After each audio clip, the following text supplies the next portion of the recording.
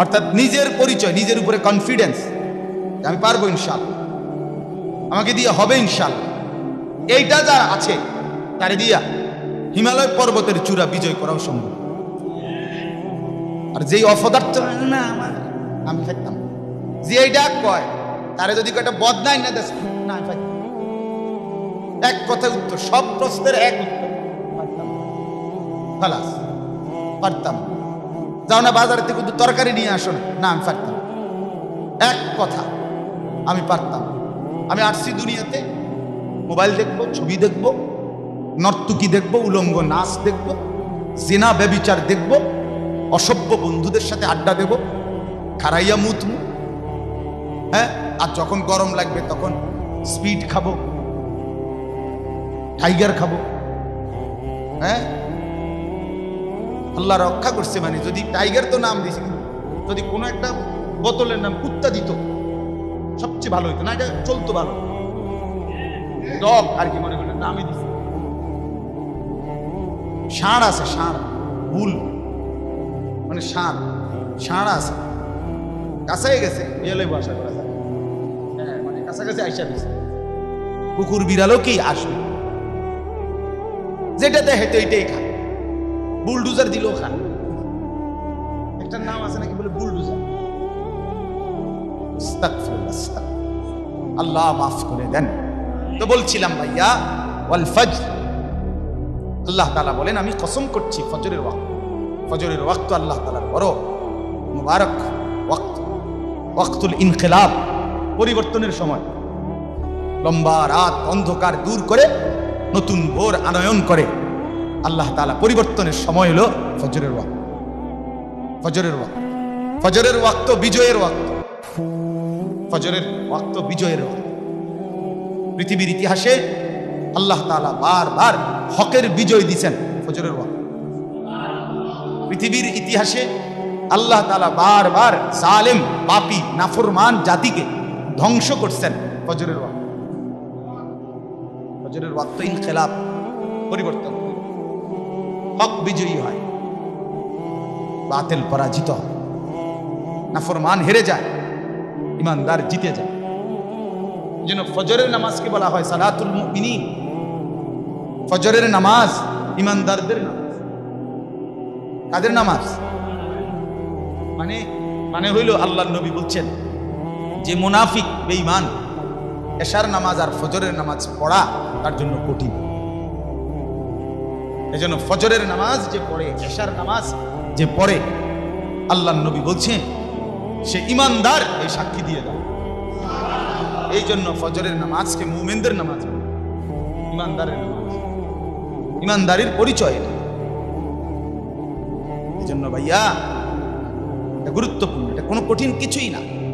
ফজরের ওয়াক্তে কোনো ঝামেলা থাকে না, পৃথিবীর কোনো ব্যস্ততা, কোনো অফিস আদালত, কোনো চাকরি, ব্যবসা, দোকান, চা দোকান, মুদি দোকান, গাড়ি ঘোড়া, কিছুই না, কিছুই না। ওটা পৃথিবী নিস্তব্ধ থাকে, সবাই যার যার নিজ নিজ বাসস্থানে ঘুমায়। তাহলে ফজরের নামাজ তো কোনো পেরেশানি ছাড়া সময়, কোনো ব্যস্ততা নাই। তাহলে ফজরের নামাজে কথা তো ছিল 100 মুসল্লি ফজরের নামাজে উপস্থিত। নবীনগর গেছে গা 11টার দিকে, আরেকজন ঢাকা গেছে গা, সকাল 8টা বাজে আরেকজন কুমিল্লা গেছে গা, কেউ রাত্রে 11টায় ফিরছে, কেউ 10টায় ফিরছে, কেউ 12টায় ফিরছে। জোহর, আসর, মাগরিব, এশায় মহল্লায় নাই, হইতেই পারে, মেনে নেওয়া যায়, এক একজন এক একখানে চলে গেছে। কিন্তু রাত্র যত গভীর হইছে, সবাই যার যার ঘরে ফিরছে। ফজরের ওয়াক্তে মহল্লার সবাই মহল্লাতেই আছে, যার যার ঘরে আছে। তাহলে উচিত ছিল কোন মসজিদের সবচেয়ে বেশি মুসল্লি হবে কখন? ফজরের ওয়াক্তে। কোন ওয়াক্তে বলেন? কারণ ওই সময় কি আছে, সবাই মহল্লাতে আছে। কিন্তু বললাম যে ওই যে জানোয়ারের মতো ঘুমায়। আমার কথা কারো গায়ে লাগলে যদি, তা আমি দোয়া করি তোর যত আড্ডিত লাগে। আমার তো আশা যে যাতে করে একবার আড্ডিত লাগে, কলজাত লাগে, গায়ে লাগা তোর বিষয়ই না, বিষয় মানে আমি তো চাই যেন আড্ডি শুতে লাগে, কিন্তু কলজা জলে, শরম যেন লাগে, লজ্জা যেন লাগে। আত্ম উপলব্ধি যেন হয় আমি তো মুসলমান, আমার একজন বানাইছে, আমার একজন মনিব আছে, প্রতিদিন তিনি আমাকে এত নাফরমানির পরেও আমার ঘুম থেকে জাগায় দেয়। আহ, ঘুম আসতে যেমন দেরি হয়, আমি প্রায় বলি বাপ, প্রত্যেকটা মানুষ যখন ঘুমায়, আমরা সবাই জানি প্রতিটা মানুষ যখন ঘুমায় সাথে সাথেই প্রথম মিনিটেই ঘুম আসে না, চোখ তো বন্ধ করে রাখে, কিন্তু কিছুক্ষণ পরে ঘুম আসে, কারো 10 মিনিট পরে, কারো আধা ঘন্টা পরে, কারো 5 মিনিট পরে, ঠিক কোন মিনিটে ঘুম আসে সে জানে না, কিন্তু কিছুক্ষণ সময় লাগেই, ঠিক কিনা বলেন? এখন বলেন তো, এ ঘুম আসতে যেমন কিছুক্ষণ লাগে, এখন উঠবার সময় তখন আমি ঘুম থেকে উঠতে চাই, তখন যদি আমি উঠতে চাই, তখন এখন আমি চাইতেছি চোখ মেলতে উঠতে, কিন্তু এইটাও খুলতে 20টা মিনিট দেরি হইতেছে। মনে করেন 10 মিনিট দেরি হচ্ছে, চোখ খুলছে না, তুমি খুলতে চাইতেছ কিন্তু চোখ খুলতেছে না 10 মিনিট ধরে। তা এবার বলো তো বেনামাজি, তুমি জানোয়ারের চিৎকার চিল্লানি পুরা মহল্লাবাসী উঠে যাবে। বলেন আল্লাহ যদি একটা দিন এরকম করে দেয়, আল্লাহ যদি বলে নাফরমান এক বেলা দেখাই, দেখ যে 20 মিনিট চোখ মেলতে চাচ্ছিস, আমি চোখ মেলব না, খুলতে দিব না, কি হবে তখন? কি পরিমাণ ভয় পাবে, কি পরিমাণ চিল্লাবে। আহা, আল্লাহ আমাদেরকে বুঝতে। এরপরে আল্লাহ তাআলা আপনার দ্বিতীয় আয়াতে কসম করেছেন, ওয়ালায়ালিন আশর, আমি আল্লাহ তাআলা কসম করছি 10 রাতের। ওয়ালায়ালিন আশর, এই কথাটাই বলার জন্য বলছি। আল্লাহ তাআলা এই সূরার মধ্যে দ্বিতীয় কসম করেছেন 10টি রাতের। কয়টা রাতের? 10 রাত। মুফাসসিরিনে কেরাম বলেন তাফসীরের কিতাবে এই 10 রাত বলতে কয়েকটা বর্ণনা আছে, তার মধ্যে প্রসিদ্ধ বর্ণনা হলো এই জিলহজ মাসের এই 10 রাত, এই যেই মাস আসে সামনেই, জিলহজ মাসের 10 রাত।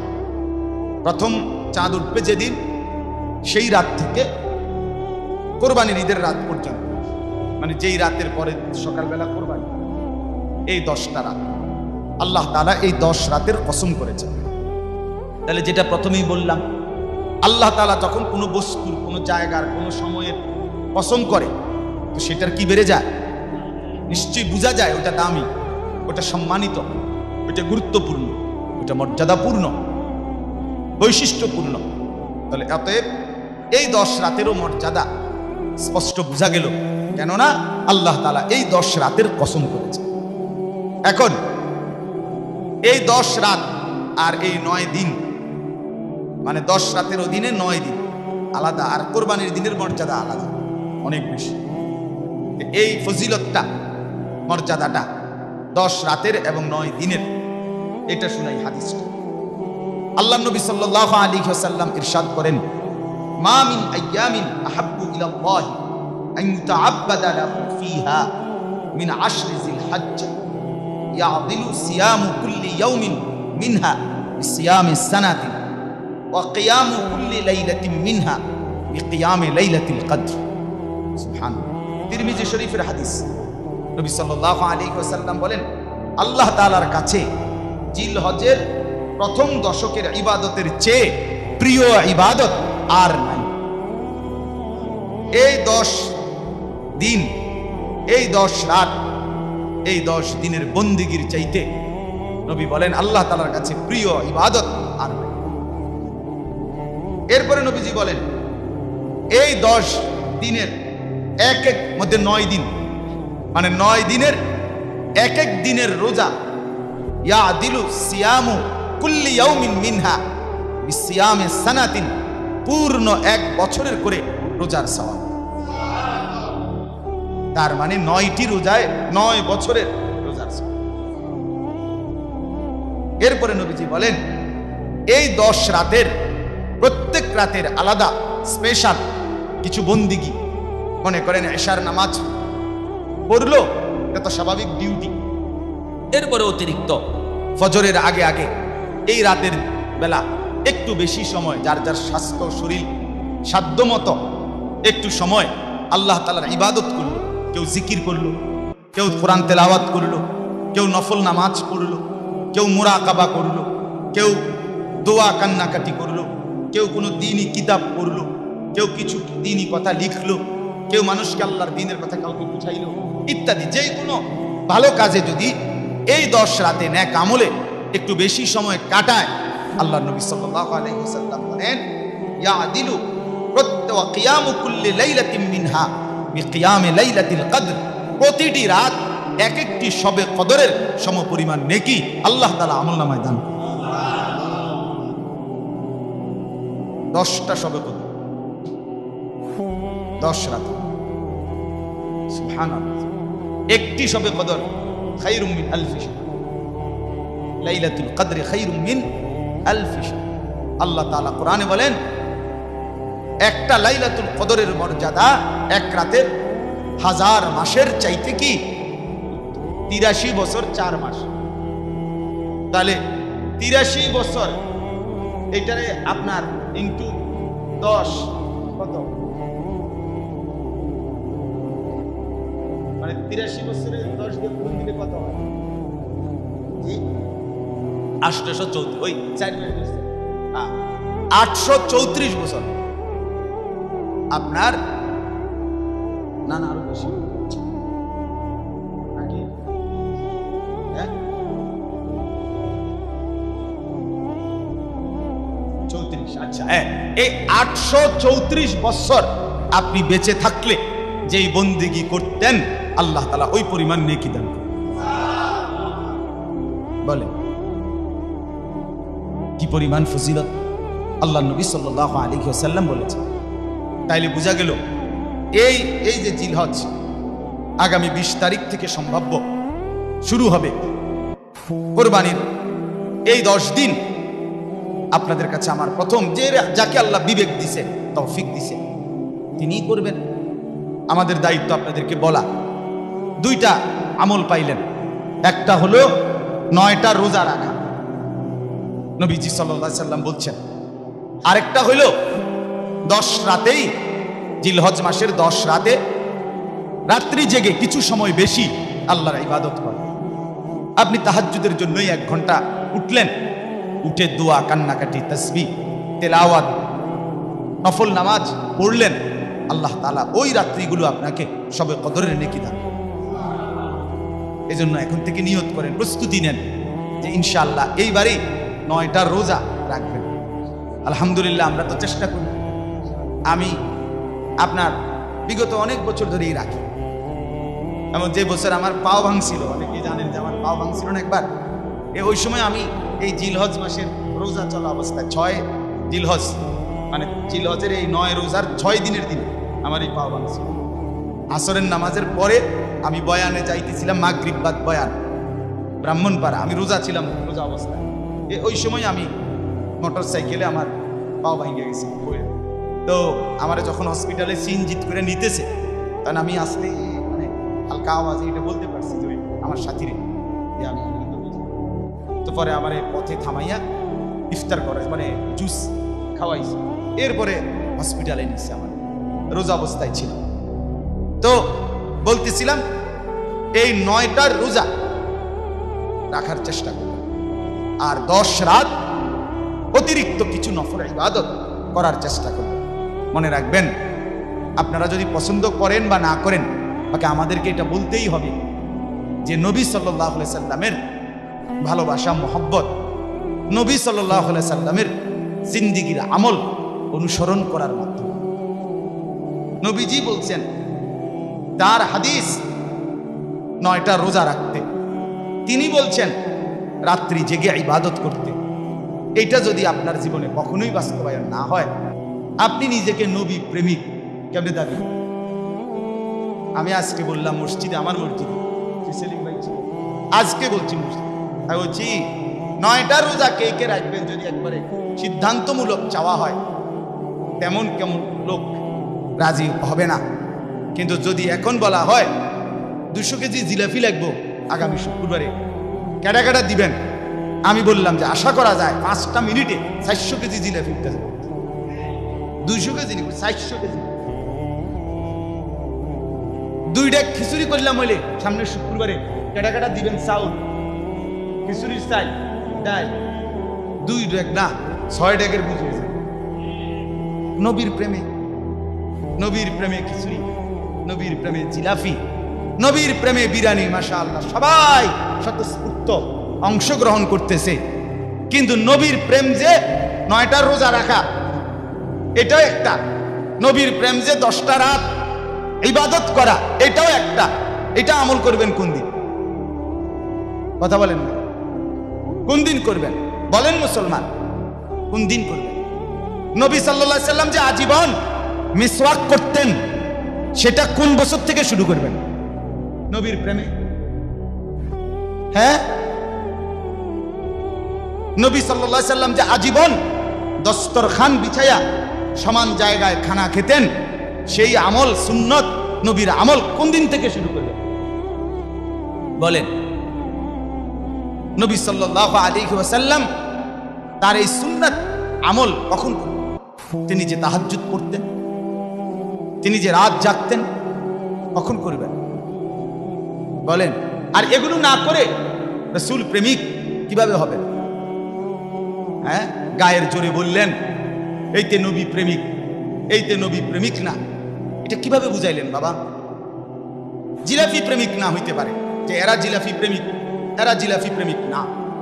এরা বিরিয়ানি প্রেমিক, এরা বিরিয়ানি প্রেমিক না। এরা খিচুড়ি প্রেমিক, এরা খিচুড়ি প্রেমিক না। খিচুড়ির ভিত্তিতে হইতে পারে, কিন্তু রাসূলুল্লাহ সাল্লাল্লাহু আলাইহি সাল্লামের মহব্বতের ভিত্তি তো হবে সুন্নাতের অনুসরণ।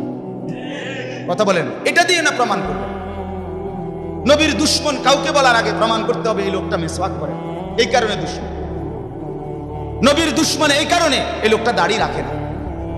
নবীর দুশমন এই কারণে এই লোকটা 5 ওয়াক্ত নামাজ জামাতে পড়ে না।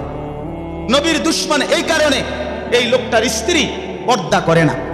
নবীর দুশমন এই কারণে এই লোকটা বিড়ি সিগারেট খায়। নবীর দুশমন এই কারণে এই লোকটা হালাল উপার্জন করে না, সুদ খায়, ঘুষ খায়, ওজনে কম দেয়।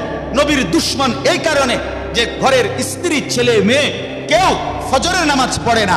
এগুলো যাদের জীবনে, তারা রাসূলের দুশমন হইতে পারে না, তারা হইতে পারে। এটা মনে রাখা যায়, মনে রাখা যায়। ফাকনা ফাকনা কথা মাটির উল্ফে চললো, মাটির তলে চলতো না। মাটির উল্ফে আর মাটির নিচে একরকমটা সিস্টেম, একরকম না। এনের মাতবুরি মাটির তলে চলে না। এনে বহুত জনের বহুত মাতবুরি আছে। আমি কমিটি, আমি যেটা করি চক না মাটির উল্ফে আনি। আমি সেক্রেটারি, আমি কইলে রাত দিন হয়, দিন রাত হোক না হইতে থাকুক, বাকি বেশি দিন আর নাই। আপনিও চিরেই কবরে যাবেন, দেখবেন আপনার কোনো বেল নাই। আমরা দেশে কয় আর কি, এটা নোয়াখালীর দিকে বেল নাই। মনে রাখা চাই, অহংকার বড়াই রাসূল সাল্লাল্লাহু আলাইহি সাল্লামের আমলকে বাদ দিয়ে নিজেদেরকে বিভক্ত ভাবা করা আমার বাপ, এটা ঠিক না। বরং আপনি আমার দলভুক্ত হওয়ার দরকার নাই, আমি আপনার দলভুক্ত হওয়ার দরকার নাই। কিন্তু এটা তো নিশ্চিত যে রাসূলুল্লাহ সাল্লাল্লাহু আলাইহি সাল্লামের সুন্নাত আমলগুলো আপনি যার, আপনার পীর, আপনার শায়েখ, আপনার মুরব্বী যেই হোক, কিন্তু নবীর সুন্নত আমলগুলো আনতে হবে নিজের জীবনে। এটা এই ব্যাপারে কারো কোনো দ্বিমত থাকার কোনো কথা হইতে পারে। আমার কথাটা বুঝছেন কিনা? আপনার আমার পছন্দ হয় না, এটা হইতে পারে, বা আমারে আপনার পছন্দ হয় না, হইতে পারে। কিন্তু রাসূলুল্লাহ সাল্লাল্লাহু আলাইহি সাল্লামের সুন্নাত ছেড়ে দিলেন কেন? নবীকে পছন্দ হয় না কেন? সুন্নাত ছেড়ে কেন? দাড়ি কাটেন, বলেন না বাবা। এই যারা দাড়ি কাটে তাদেরকে জিজ্ঞাসা করেন। আমি তো সব সময় বলি, আহা আমার কলজার সবচেয়ে বড় ব্যথা লাগে এটা, যে লোকটা নিয়মিত দাড়ি কাটে, আমার এটা সবসময় মনে হয় যে এই লোকটা সরাসরি আল্লাহ তাআলার সাথে ধমকাধমকি করে, আল্লাহকে শাসন করে। সে আল্লাহকে কি বলে জানেন? সে আল্লাহকে বলে, এ খোদা, তুমি দিবা আমি কাটবো, তুমি দিবা আমি কাটবো, তুমি দিবা আমি কাটবো। আমি বেড়াইলে তুমি খোদারে দেখাই দিমু তুমি কতক্ষণ দিতারো আর আমি কতক্ষণ কাটবো। তোমার মতো খোদারে দেখাই। তুমি যদি 2 দিন পর পর দাও আমি 2 দিন পর পর কাটবো। তুমি 2 ঘন্টা পর পর যদি দাও আবার আমি 2 ঘন্টা পর পর শিখব। তোমারে দেখাই দেব। আল্লাহ তাআলা বলে, ঠিক আছে বান্দা, অসুবিধা নাই, খুব বেশি দিন না, চিরেই তুমি আমার কাছে আসবা, তখন একটা আসার দিব, এক আসারে শুয়ে যাবে। খুব বেশি দিন না। অহংকার বড়াই মাতবরি খুব বেশি দিন। আল্লাহ আমাদেরকে মাফ যেন চলে। তাহলে এইটা ফজিলত বলে নিলাম, আপনারা আজ এবছর থেকে নিয়ত করেন, বলেন ইনশাআল্লাহ 9টা রোজা। আচ্ছা বলে, হুজুর আমি মুরব্বী মানুষ, আমি বয়স্ক মানুষ, আমি ডায়াবেটিস, আমার অনেক সমস্যা আছে। ভালো কথা, শুরু করেন না। আপনি 2টা রাখেন, 3টা রাখেন, 5টা রাখেন, একেবারে শুরুই করলেন না। আপনি এমনি কইতেছেন না আমি পারতাম, এটা কোন ধরনের? আপনি চেষ্টার কোনো কিছুই করলেন না। ছোট্ট বাচ্চারাও তুমি আর রোজা রাখে। রমজান মাসে অনেক বাচ্চা মা বাবার সাথে যুদ্ধ করে হইলেও কি রাখে না, মজা করেও তো রোজা রাখে।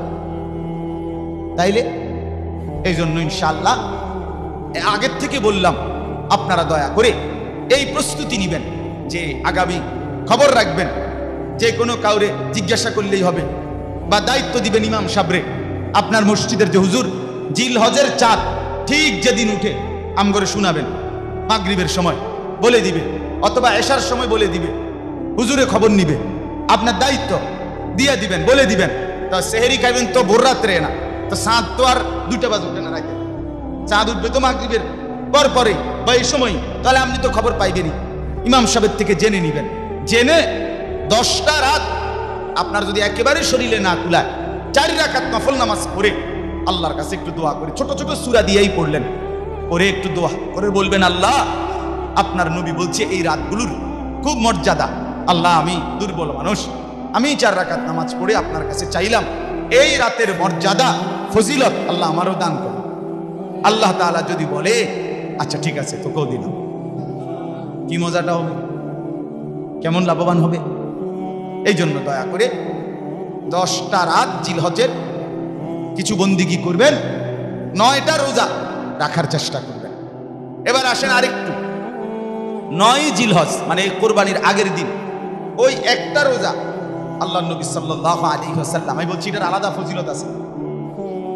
প্রত্যেকটা রোজা এমনি 9টা রোজার হিসাব হলো 1 বছরের কি নেকি, রোজার সওয়াব। কিন্তু শুধু 9 তারিখের রোজা যেটা আরাফার রোজা, আল্লাহ নবী সাল্লাল্লাহু আলাইহি ওয়াসাল্লাম বলেন, একেবারে মুসলিম শরীফের হাদিস, নবীজি বলেন, সিয়ামু ইয়াউমি আরাফা আহতাসিবু আলাল্লাহ আন ইউকাফিরা আস-সানাতা আল্লাতী ক্বাবলাহু ওয়াস-সানাতা আল্লাতী বা'দাহু। নবীজি বলেন 9 জিলহজের রোজা, আরাফার রোজা, আমি রাসূল আমার আল্লাহর কাছে আশাবাদী এই এক রোজার বরকতে আল্লাহ তাআলা আমার উম্মতের পিছনের 1 বছরের গুনাহ মাফ করে দিবেন এবং সামনের 1 বছরের গুনাহ মাফ করে দিবেন। পিছনের 1 বছরের গুনাহ মাফ, সামনের 1 বছরের গুনাহ মাফ, 1 রোজা 9 জিলহজ।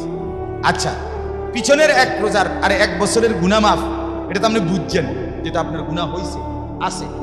সামনের 24 সালের গুনাহ তো আমার নাই, আমি তো 24 সাল আইছেই না, তাইলে সেইটার গুনাহ মাফ, এটার মানে কি? মুহাদ্দিসিনে কেরাম এই হাদিসের ব্যাখ্যায় বলেন, আগামী 1 বছর এই একটি রোজার বরকতে আল্লাহ তাআলা ওই ব্যক্তিকে গুনাহ থেকে বাঁচবার মতো হিম্মত শক্তি দান করেন। 2 নম্বর ব্যাখ্যা হলো, আগামী 1 বছর যদি তার দ্বারা কোনো গুনাহ হয়েও যায় তো আল্লাহ তাআলা তাকে দ্রুত তওবা করার মতো তৌফিক দান করেন। হয় আল্লাহ করতেই দিবে না, নয়তো আল্লাহ তাআলা তওবা করার কি দিবে, হিম্মত। তাহলে 9 জিলহজের ফজিলত বুঝলেন। এবার আসেন কোরবানির দিনের ফজিলত, এটার জন্য এই 2 আয়াতের তরজমা বলি। আল্লাহ তাআলা বলেন, নামাজ কয়টায় আযান? আচ্ছা একটু দেরি হলে একসাথেই নামাজ পড়ে দেবো, না না বেশি দেরি হবে? জি, তো আপনার এবার আসেন এই 2 আয়াতের তরজমা। সূরা হজ 34 নম্বর আয়াত। আল্লাহ তাআলা বলেন, ওয়ালিকুল্লি উম্মাতিন জাআলনা মানসাকান। আল্লাহ তাআলা বলেন প্রত্যেক জাতি, প্রত্যেক উম্মত, প্রত্যেক সম্প্রদায়, একেবারে আদম থেকে নিয়ে সর্বযুগে সর্বকালে সব ঈমানদারদের জন্য আমি আল্লাহ তাআলা কোরবানির বিধান নির্ধারণ করেছিলাম। সুবহানাল্লাহ। কোরবানি এমন একটি হুকুম, আল্লাহ তাআলা বলেন প্রত্যেক জাতির জন্য আমি আল্লাহ তাআলা এর হুকুম রেখেছি। সব জাতির জন্য আমি আল্লাহ তাআলা কোরবানির হুকুম দিয়েছি। তাহলে বোঝা গেল এই আয়াতের মাধ্যমে কোরবানি এটা একটি সুপ্রাচীন ইবাদত, একেবারে আদম আলাইহিস সালামের জামানা থেকে শুরু হয়। সেই ঘটনা আপনারা জানেন, কোরআনেও আছে, আল্লাহ তাআলা নিজে উল্লেখ করছেন, ওয়াতলু আলাইহিম নাবা আবনাই আদম বিল হক। কোরআনের আয়াত। আল্লাহ তাআলা বলেন, হে নবী, আদমের 2 ছেলের ঘটনাটা সত্য সত্য ঠিক ঠিক করে আপনি আমার বান্দাদেরকে বলে দেন। ওই যে হাবিল কাবিলের ঘটনা, ইজ কাররাবা কুরবানান, এই যে কুরবান হুবহু শব্দ এটা কোরআনে আছে। আমরা যেটা, ওই ভাই মোবাইল টিপবো না, মোবাইল টিপবো না, সাবধান। মসজিদে বসে খামখেয়ালি করো না ভাই, আল্লাহ দোহাই। তোমার কষ্ট হইলে উঠে যাও, যার কষ্ট হয়। আল্লাহর ওয়াস্তে, এটা আল্লাহর ঘর, দয়া করে এখানে গাফলতি করো না ভাই, বড় বিপদ হবে। আমাদের আরবি ভাষার একটা নিয়ম আছে যে আপনার খুব গুরুত্বপূর্ণ কথা, মাকানের মর্যাদা যদি বেশি হয় তো সেখানের ফজিলত যেমন বেশি, সেখানকার গুনার শাস্তিও বেশি। বুঝেন নাই? যেমন মক্কা শরীফ হারাম, আল্লাহর ঘর যেখানে, সেখানে একটা রাকাত, একটা সেজদা, 1 ওয়াক্ত নামাজ 1 লক্ষ নেকি। মানে সেজদা দিলেই লাখ, সেজদা দিলেই লাখ। ঠিক তাফসীরের মধ্যে আছে সেখানকার গুনার শাস্তিও, নাফরমানির শাস্তিও অনেক বেশি। কথা বুঝছেন কি? এজন্য আল্লাহর ঘর মসজিদ আর বাহিরের প্যান্ডেল সমান না। বাহিরের প্যান্ডেলে সদর বদর করলেও মসজিদে করার না, এটা খুব এহতেরাম। কোরআন শরীফ আল্লাহ তাআলা বলছেন, আল্লাহর ঘরের ইজ্জত সম্মান অনেক আয়াত আছে কোরআন, অনেক আয়াত কোরআন শরীফে আছে। যে ব্যক্তি আল্লাহর ঘর থেকে মানুষকে বাধা দেয়, বিরক্ত করে, আল্লাহ তাআলা বলেন আমি তাকে একেবারে ভীষণ মর্মান্তিক শাস্তি দেব। মসজিদে কি করতে নাই? আমি তো কত বলি, এই জুমার দিন মুসলমানের ছেলেরা 6-এ পড়ে, 7-এ পড়ে, 8-এ পড়ে, 9-এ পড়ে, 10-এ পড়ে, এসএসসি পরীক্ষার্থী ছেলে, একটা মিনিট ইমাম সাহেবের একটা শব্দ অনেক ছেলে আছে শুনে না, কিচ্ছু শুনে না। এই যে বান্দরামি, দৌড়াদৌড়ি, হুড়াহুড়ি, আর দোতলা পাইলে তো কথাই না। আহা, এর পরিমাণ দুষ্টামি করে, সে জানেও না এটা মসজিদ, এর কোনো আলাদা গুরুত্ব আছে এটা তারা নেই। এই জন্য এটা খেয়াল করা ভাইয়া, কোনো সময় না মসজিদে ইহতেরাম করা। মসজিদের জুতার বাক্সের যে বালু, পৃথিবীর সবচেয়ে দামি বাড়ির সবচেয়ে কোটি কোটি টাকার যে ফার্নিচার সম্পদ, তার চাইতে লক্ষ কোটি গুণ বেশি দাম মসজিদের জুতার বাক্সের বালু। মসজিদ, হ্যাঁ, কোনো কিছু মসজিদের খামখেয়ালি করার কোনো অনুমতি নেই। ওই যে মসজিদের এই যে ট্যাপ, যেখানে উজু করে মানছে, আপনি আইয়া মোটরসাইকেল দিবেন, ফ্যাক বানাই আইছেন, আপনি মোটরসাইকেল এনে বালতি দিয়া পানি দিয়া, আপনি মসজিদের পানি দিয়া মোটরসাইকেল দিবেন, সম্পূর্ণ নিষেধ, সম্পূর্ণ না যায়, 100 না যায়। মসজিদ আপনার খামখেয়ালি এরকম আছে না অনেক মানুষ, আপনার অনেক অনেক। এই জন্য ভাইয়া কদর করা চাই, এই পরিমাণ গাফলতি আর অহংকার না করা, যে কারণে আল্লাহ তাআলা খুব নারাজ। একে তো গুনাহ করছি, একে তো নিজের আমলে নাই, একে তো ঠিক মতো বন্দিগিও করি না, আবার আল্লাহর কথা শুনতে গিয়ে আল্লাহর ঘরে আল্লাহর দ্বীনের ব্যাপারে ঠাট্টা করলাম, উপহাস করলাম, তামাশা করলাম, সেটা কিন্তু আল্লাহ তাআলার ভীষণ রাগ নিয়ে আসে। বড় ক্ষতি হয়ে যাবে, বড় ক্ষতি হয়ে যাবে। একটা মানুষের জীবনের সবচেয়ে বড় ক্ষতি কি? তারে আসার দিছে এটা না, তারে একটা রোগ দিছে এইটা না, এটা না। আসলে মূলত কাউকে যদি আল্লাহ তাআলা এই সিদ্ধান্ত দেয় যে আমি তোকে আর কোনোদিন আমার বন্দিগির সুযোগ দেব না, এইটাই হলো কোনো ব্যক্তির উপরে আল্লাহ তাআলার সবচেয়ে বড় লানত। বুঝেন নাই আমার কথা? মানে তোরে আর কোনোদিন আমি আমার বন্দিগি করার সুযোগ দেব না, এটা বড় লানত, বড় বিপদ। চলেন তো বলতেছিলাম, আল্লাহ তাআলা বলেন আলিকুল্লি উম্মাতিন জাআলনা মানসাকান। তো ওই আদম আলাইহিস সালামের কথা বললাম। আল্লাহ তাআলা বলেন, নবী, আদমের দুই ছেলের ঘটনা সত্য সত্য আপনি বলেন, যখন তারা দুইজন কোরবানি করলো, ফাতুকুব্বিলা মিন আহাদিহিমা, দুইজনের একজনের কোরবানি কবুল করা হলো, ওয়ালাম ইউতাকাব্বাল মিনাল আখার, দ্বিতীয় জনের কোরবানি কবুল করা হলো না। ক্বালা লাআকতুলান্নাকা, যার কোরবানি কবুল হয় নাই, কাবিল, সে বলল হাবিলকে, আমি তোকে হত্যা করে ফেলব, হত্যা করে ফেলব। মানে এই মেয়ে, এই নারী আমার লাগবেই, প্রয়োজনে তোরে জবাই করে হইল বিয়ে আমি করব, এই নারী আমি নেবই। এই পৃথিবীর প্রথম ফিতনা, এই পৃথিবীর প্রথম মারামারি, এই পৃথিবীর প্রথম হানাহানি, এই পৃথিবীর প্রথম বিদ্বেষ, এই পৃথিবীর প্রথম দুশ্মনী নারীকে কেন্দ্র, নারীকে কেন্দ্র। এই জন্য জিন্দিগির সবচেয়ে বড় স্পর্শকাতর, জীবনের বরবাদি কিংবা উত্থানের উভয় ক্ষেত্রে সবচেয়ে স্পর্শকাতর জিনিসের নাম নারী।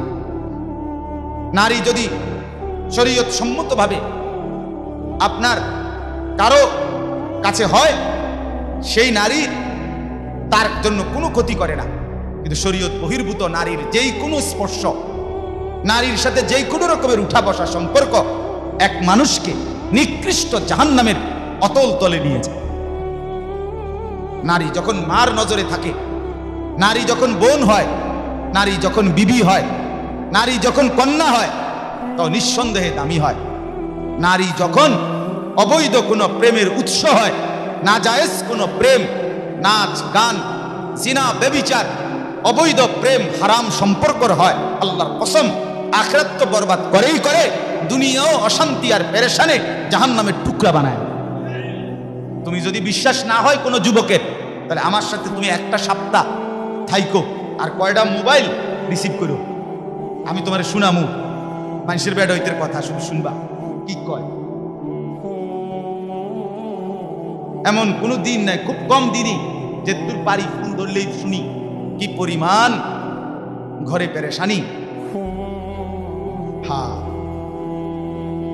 তাগড়া যুবক, একেবারে সুন্দর রাজপুত্রের মতো, আপনার আয়সা কানতে কানতে বলতেছে, হুজুর, গভীর সম্পর্কে করে তারপরে বিয়ে করছি, ওর সাথে আমার গভীর সম্পর্ক, তারপরে বিয়ে।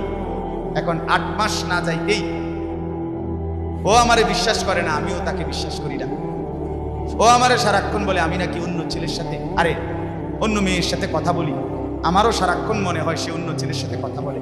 আমার ঘর এখন সংসার জাহান্নামের টুকরা হয়ে গেছে, আমি কি করব? এরকম একজন দুইজন না, একজন দুইজন। তোমার যদি বিশ্বাস না হয় তো তুমি আমার সাথে চলো, আমি দেখাই। বাহিরের হাসি দেখে প্রতারিত না হওয়া। বাহিরের হাসি ফরমালিন, বাহিরের হাসির মধ্যে কি আছে? ফরমালিন আছে, ফরমালিন আছে, মানে ধোকা আছে, ভেজাল, এটা ফরমালিন হাসি। এই জন্য দয়া করে এই যুবক ভাইরা, মাশাআল্লাহ, আমি জানি মহব্বত করো আমারে, মহব্বতের দাবিতে বললাম, একটা ছেলেও ভাই বিবাহ বহির্ভূত কোনো মেয়ের সাথে প্রেম, অবৈধ সম্পর্ক হইল না ভাইয়া, দেখবা কষ্ট পাইবা।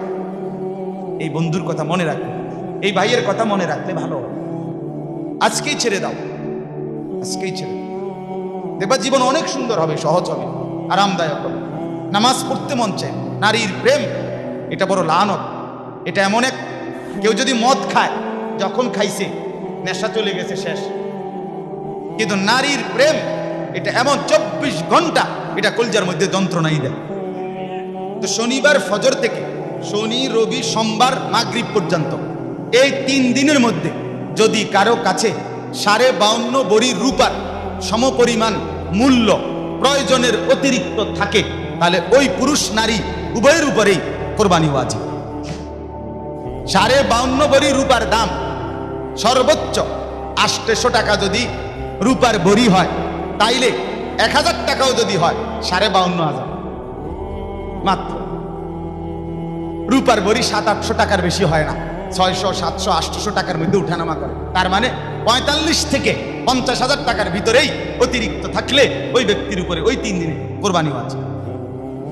এখন কোনো মহিলার কাছে যদি নগদ স্বর্ণ আছে, কিছু টাকাও আছে অতিরিক্ত জমা, অথবা রূপা আছে কিছু, পায়ের নুপুর রূপার বানানো, হাতের মধ্যে কঙ্কন রূপার বানানো, অথবা টাকা আছে জমা 5,000, 10,000, তাহলে ওই স্বর্ণের দাম, স্বর্ণ এক ভরি হোক, স্বর্ণ এবং ওই টাকা দুইটা মিলাইলে যদি ওই 52,500 টাকা হয়, তাহলে ওই মহিলার উপরে কোরবানি ওয়াজিব।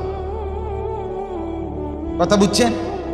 বাবার ছেলে যদি বিদেশ থাকে, বিদেশ থেকে ফুতে যদি 30,000 টাকা পাঠায়, ওই টাকা দিয়ে যদি বাবার নামে কোরবানি হয়, মার নামে কোরবানি হয়, বাপ মার কোরবানি আদায় হবে, কোনো অসুবিধা নাই। তাহলে ওই টাকা দিয়া আপনার কোরবানি হইল, কিন্তু ছেলের কোরবানি আদায় হবে না।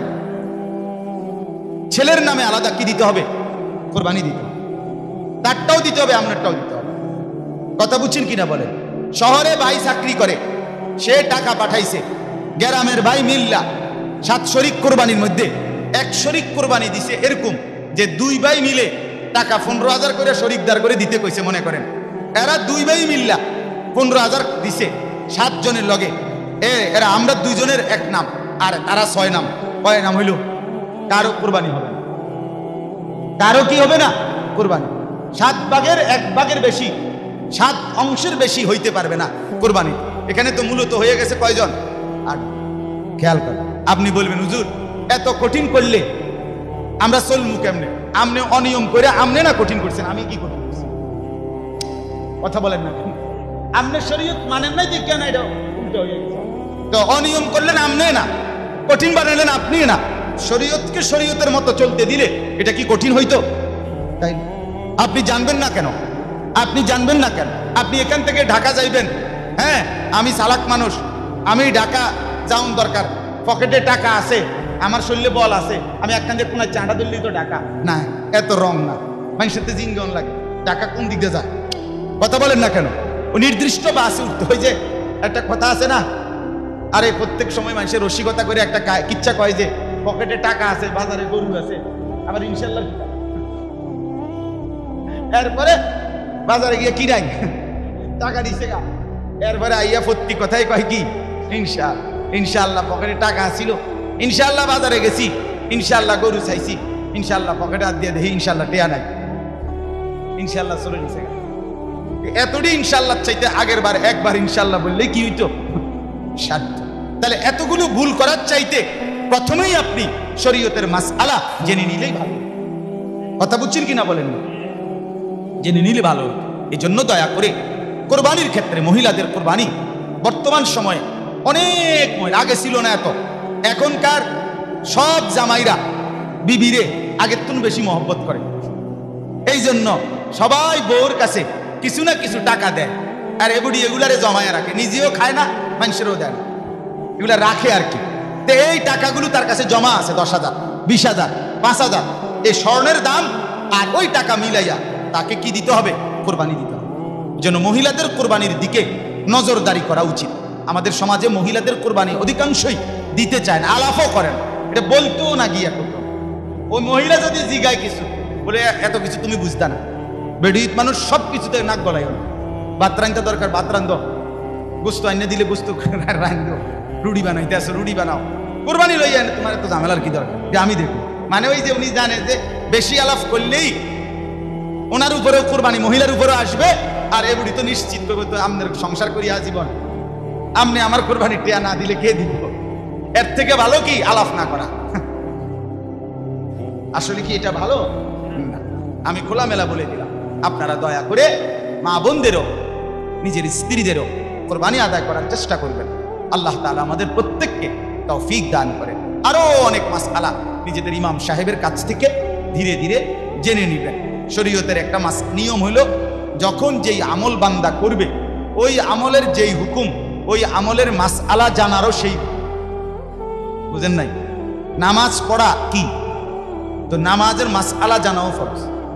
কোরবানি করা কি ওয়াজিব, কোরবানি করা কি এই কোরবানির মাসআলা জানাও ওয়াজিব। তাহাজ্জুদ নামাজ পড়া কি নফল সুন্নত, তো এটার মাসআলা জানাও সুন্নত। অর্থাৎ যেই আমলের যেই হুকুম ওই আমলের মাসলা জানারও কি সেই। অতএব কোরবানি করার আগে প্রত্যেকেই কম বেশি শরীয়তের মাসআলা জেনে নেবেন। প্রয়োজনের অতিরিক্ত টাকা এই 3 দিন থাকলেই, এই যে মনে করেন অনেক আছে, আমার সময় নাই আর বলতেছি না, মনে করেন একজনের জমি আছে, এরকম জমি যে 50 শতক 20 শতক দিয়েই তার সংসারের বাজার সাজার খরচাপাতি চলে, আর অতিরিক্ত এই প্রয়োজন মিটে যে দূর দিয়া এর চাইতে অতিরিক্ত জমিও যদি কারো থাকে, তাকে কোরবানি করতে হবে। বুঝছেন? তার উপরে কোরবানি আর যাকাত পুরাপুরি একরকম না, একটু ব্যতিক্রম আছে। যাকাতের জন্য 1 বছর সম্পদটা থাকা, মালটা থাকা, টাকাটা থাকা জরুরি, কিন্তু কোরবানি এরকম না, ওই 3 দিনে মানে ওই সকালবেলা থাকলেই হল। কারো কাছে যদি ওই যে আইফোন থাকে, আইফোন দামি 70,000 টাকা দামের ফোন, 1 লাখ টাকা দামের ফোন আছে, মোবাইল আর বড় মোবাইল, এই ব্যাটার উপরে কোরবানি বাঁচে। হ্যাঁ, কারো ঘরে যদি আপনার রঙিন টেলিভিশন থাকে 50,000 টাকার দামের ঊর্ধ্বে, আপনার ওই বেটার উপরে কোরবানি বাঁচে এই টেলিভিশন। হ্যাঁ, বলে কি কোন এমনি টেলিভিশন সাউন্ড গুনাহ, মানে গুনার ফিডাও হবে, আবার কোরবানিও দিতে হবে। বুঝছেন নি? আমি হাসতে হাসতে বলি নাই, বাস্তবতাই বলছি। অর্থাৎ প্রয়োজনের অতিরিক্ত জিনিস যদি 52.5 ভরি রূপার দামের সমপরিমাণ হয়, তার জন্যই কোরবানি আছে। এই জন্য কোরবানি দিতে আগ্রহী হওয়া উচিত। আর আল্লাহর নবী তো বললেনই খুশি খুশি কোরবানি দাও। অতএব এটার ক্ষেত্রে ফাঁক না খোঁজা, যে না দিলে হয় না, সান না কোনো রকম মিলাইয়া হুজুর না দিয়া সারণ যায়নি, কেন না দিয়া সারবেন? আখিরাতের জন্য করবেন, আল্লাহ নেকিও দিবে। আবার আল্লাহ তাআলা কতটা মহব্বতে আল্লাহ, আল্লাহ তাআলা বলে, বান্দা আমি কোরবানি করিলে আমার মহব্বতে তোমার কোরবানির নেকিও দেব, আমিও নেব, বাকি গোশতটা কোরআনে আছে ফাকুলু মিনহা। আল্লাহ নিজে বলে, আমার বান্দা তোমরাই খাও। বাবা ঠিক আছে বান্দা তুমিই খাও, এগুলো আমার লাগবে না, আমি শুধু দিলটা চাইছিলাম, আমি মহব্বত চাইছিলাম, ভালোবাসা চাইছিলাম, আমি বান্দা আমি তাকওয়া চাইছিলাম, ওইটা আমি পাইছি, গোশত তুমিই খাও। ফাকুলু মিনহা, এই ডাইরেক্ট কথা, কোরআনের শব্দ, তুমি খাও বান্দা, তুমি খাও। তুমি খাইতে দেখলে আমার খুশি লাগে যে আমার বান্দা আমার জন্য করছিল, আমার জন্য কোরবানি দিছিল, আমি আল্লাহর দেওয়া কোরবানি আমার বান্দাকে খাইতে দিছি, দেখো সে খুশি খুশি দিলে খাইতেছে। আল্লাহ তাআলা আমাদের প্রত্যেককে উত্তম ভাবে কোরবানি করার তৌফিক দান করে। কি কি কথা হলো? 1 নম্বর কথা হলো, যুবক ভাইদের কাছে দমকাইয়া কই আর যেমনি কই, বাবা মহব্বতের জন্যই বলছি, ফজরের নামাজ পড়ার প্রতি চেষ্টা কর। ঠিক আছে না? ইনশাআল্লাহ আমরা একটু নিয়ত করি, মাশাআল্লাহ হিম্মত করি।